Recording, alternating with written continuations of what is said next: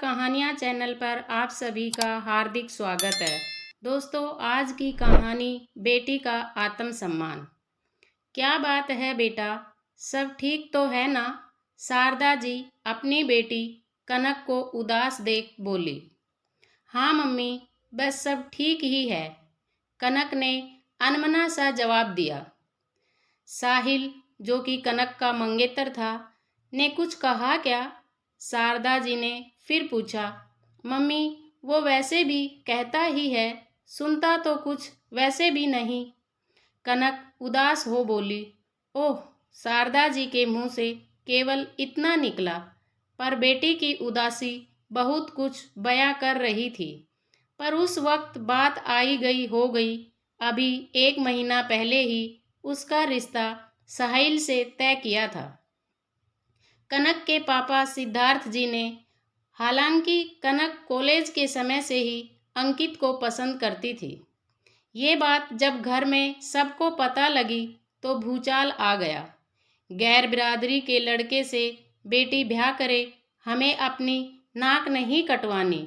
लोग क्या कहेंगे कि लड़की में कमी होगी, तभी अपनी बिरादरी का लड़का नहीं मिला। कनक की दादी शोभा देवी ने गुस्से में कहा। और नहीं तो क्या कनक, तुम्हें पढ़ने नौकरी करने की इजाज़त इसलिए नहीं दी गई थी कि तुम अपनी मनमानी करो। तुम्हारी शादी वहीं होगी जहां मैं चाहूँगा, और मैंने तुम्हारे लिए एक लड़का देखा है जो हमारी बिरादरी के अच्छे खासे परिवार से ताल्लुक़ रखता है। सिद्धार्थ जी ने अपना फैसला सुनाया। कहीं कुछ दरक सा गया कनक के भीतर। क्या एक लड़की को पढ़ने की, नौकरी की इजाज़त देकर माँ बाप एहसान करते हैं? माना उन्होंने जन्म दिया, पाला पोसा, पर पढ़ाई तो हर किसी का मौलिक अधिकार है। रही मनमानी की बात, मैंने तो घर में सबको बताया है, खुद से थोड़ी शादी की है। खैर, शायद अपने प्यार की बलि दे पापा का फैसला मानना ही होगा, क्योंकि अंकित ने भी यही कहा था। अगर हमारे परिवार वाले ना माने तो हमें अपने रास्ते अलग करने होंगे, क्योंकि परिवार को रुसवा कर हम अपने प्यार की इमारत की नींव नहीं रखेंगे। और कनक ने पापा के फैसले को मौन स्वीकृति दे दी। साहिल का परिवार आया और कनक को पसंद करके चला गया। अब साहिल कभी फ़ोन पर बात करता तो कभी कभी मिलने भी बुला लेता था। कभी कनक मना करती तो साहिल का जवाब होता, मैं तुम्हारा होने वाला पति हूँ, तुम वही करोगी जो मैं कहूँगा। बाहर जा साहिल उसकी पसंद नापसंद को कोई तवज्जो नहीं देता। अपनी पसंद का खाना, अपनी पसंद का घूमना, कभी कभी तो वो कनक के कपड़ों तक को बोल देता, उसे पसंद नहीं ऐसे कपड़े, तो अब कनक ऐसे कपड़े ना पहने। आज भी उसने कनक को एक कैफ़े में बुलाया था। वहाँ कनक को कॉलेज के दोस्तों की टोली मिल गई तो हाय हेलो हो गई, पर ये साहिल को रास नहीं आया कि उसकी होने वाली बीवी किसी और लड़के से हाथ मिलाए या बात करे। बस इसी बात पर उसने कनक को काफ़ी कुछ सुना दिया था। कुछ दिन बाद, बेटा कल हम शादी की शॉपिंग करने चलेंगे, तुम सब कुछ अपनी पसंद का लेना, आखिर इस्तेमाल तो तुम्हें ही करना है। मैं वैसे भी अपनी बेटी की शादी में कोई कमी नहीं रखना चाहती, शारदा जी नाश्ते की टेबल पर बोली। और नहीं तो क्या, सारे शहर को, हमारे रिश्तेदारों को और कनक के ससुराल वालों को भी तो पता लगे कि हमारे लिए हमारी कनक की पसंद कितनी मायने रखती है, शोभा देवी बोली। मम्मी जी, जो आपको पसंद हो वही ले आना, मैं कौन सा जानती हूँ शादी के बाद क्या चीज़ कैसी चाहिए होती है। ये बोल कनक अपने कमरे में चली गई। शारदा जी बेटी की उदासी कई दिन से भांप रही थी, पर उन्होंने यही सोचा था शायद मायके से विदा होने का गम होगा, पर यहाँ बात कुछ और ही थी। क्या बात है कनक, तुम इस शादी से खुश नहीं हो? काम से निपटकर शारदा जी बेटी के कमरे में आकर पूछती है। ऐसा कुछ नहीं मम्मी जी, वैसे भी आप, पापा, दादी सब तो खुश हैं, कनक बोली। पर बेटा, तेरी खुशी भी तो मायने रखती है। मुझे पता क्या है बुआ है। शारदा जी बेटी का सिर गोद में रखकर सहलाती हुई बोली। मम्मी, लड़की की शादी में माँ बाप सब बेटी की पसंद का करते हैं। कपड़े गहने से लेकर डेकोरेशन तक में उसकी सलाह ली जाती है। यहाँ तक कि कार्ड भी उसकी पसंद का होता है ना? जवाब की जगह कनक ने माँ से ही सवाल किया। बिल्कुल, आखिर शादी जिंदगी में एक बार होती है तो हर माँ बाप सोचते हैं बेटी नए जीवन में जब प्रवेश करे तो सब उसकी पसंद का हो, जिससे वो खुश रहे। शारदा जी मुस्कुराकर बोली। पर मम्मी, इन भौतिक चीज़ों से खुशी मिल जाती है क्या? जब जिसके साथ वो नए जीवन में प्रवेश कर रही है वो दूल्हा ही अपनी पसंद का ना हो। कनक ने उदासी से कहा। बेटा, इन बातों का अब क्या फायदा? मुझे तो लगा था तू अंकित को भूल गई है। शारदा जी चिंतित हो बोली। मम्मी, जब से मेरा साहिल से रिश्ता हुआ मैंने अंकित से कोई मतलब नहीं रखा, क्योंकि वो भी यही बोलता था अगर हमारे माँ बाप हमारी शादी को तैयार ना हुए तो हम वहीं शादी करेंगे जहाँ वो चाहेंगे। मम्मी, मैंने साहिल को ही अपना सब मान लिया था, पर उसे पत्नी नहीं चाहिए। एक ऐसी कठपुतली चाहिए जो उसकी मर्जी से नाचे। वो चाहे तो हंसे, वो चाहे तो बोले, और किससे बोले वो भी वही तय करेगा, कनक बोली। और उसने उन्हें साहिल से मुलाकात की सभी बातें बताई। कैसे वो अब पहले दिन से कनक पर अपना हक जताता है, कैसे किसी और से बोलने पर गुस्सा हो जाता है, यहाँ तक कि बाहर क्या खाना पीना वो भी साहिल ही तय करता है। यहाँ तक कि कपड़े भी वही बताता है क्या पहनकर आना क्या नहीं। मम्मी, मेरा दम घुटने लगा है इस रिश्ते में, कनक ये बोल रो दी।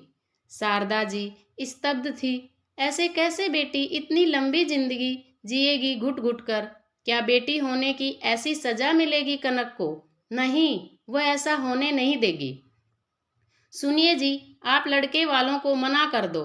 हम उनके बेटे से अपनी बेटी का विवाह नहीं कर सकते। शारदा जी बाहर अपने पति से बोली। दिमाग खराब है तुम्हारा? अब क्या आफत आई है? सब सही चल रहा है, दोनों एक दूसरे से मिल रहे हैं, जान पहचान भी गए एक दूसरे को। अब रिश्ता तोड़ने का तुक क्या है? सारी रिश्तेदारी में बिरादरी में नाक कट जाएगी। फिर कौन शादी करेगा तुम्हारी बेटी से? सिद्धार्थ जी चिल्लाकर बोले। अंकित से होगी हमारी बेटी की शादी। शारदा जी दृढ़ता से बोली। क्या मैं जान सकता हूँ गैर बिरादरी में बेटी की शादी कर खानदान की नाक कटा तुम्हें क्या मिलेगा? बिरादरी वाले क्या कहेंगे सोचा है कभी? सिद्धार्थ जी चिल्लाए। कल को हमारी कनक ने घुट घुट कर जान दे दी या उसे कुछ हो गया तो आपकी बिरादरी वाले आ जाएंगे क्या उसे लौटाने? शारदा जी भी ऊंची आवाज में बोली। मतलब क्या है तुम्हारा? सब उसकी पसंद का कर रहा हूँ, फिर क्यों घुट घुट कर जिएगी वो? सिद्धार्थ जी बोले। हाँ, सब उसकी पसंद का है, बस दूल्हा नहीं जिसके साथ सारी जिंदगी काटनी है उसे। ये बोल उन्होंने साहिल के बारे में सारी बात बताई। वहाँ शोभा देवी भी आ गई थी, जो कनक की दादी है।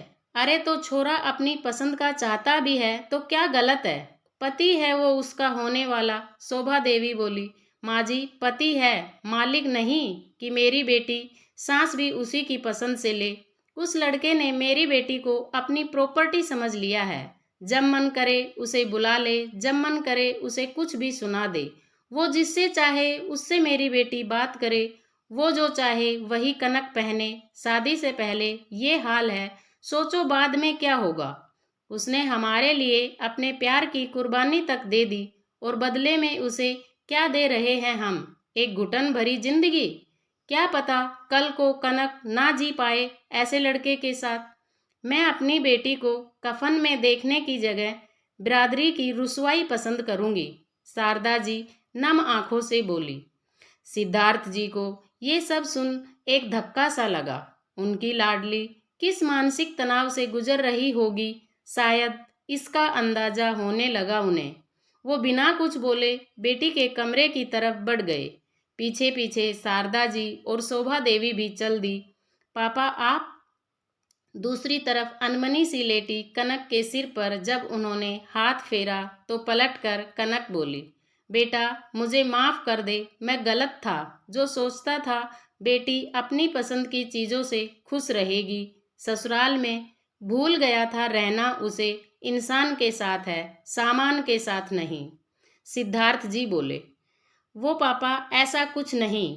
कनक कभी पापा कभी मम्मी कभी दादी को देखते हुए बोली। तभी साहिल का फ़ोन आया। सिद्धार्थ जी ने फ़ोन स्पीकर पर कर दिया। हेलो कनक, 5 मिनट में तैयार हो जाओ, मैं लेने आ रहा हूँ। तुमसे बात करनी है, और हाँ, तमीज़ के कपड़े पहनकर आना जरा, साहिल बोला। साहिल, मैं अभी नहीं आ सकती। तुम मुझे मना कर रही हो अपने होने वाले पति को? तुम्हारी इतनी हिम्मत? चुपचाप जो कहा है वो करो, समझी? मैंने पूछा नहीं, बताया है तुम्हें। और हाँ, सूट पहनकर आना, ऐसा ना हो जीन्स टॉप पहनकर अपना एक्सपोज करो। और हाँ, 5 मिनट मतलब 5 मिनट, समझी? साहिल चिल्लाते हुए बोला।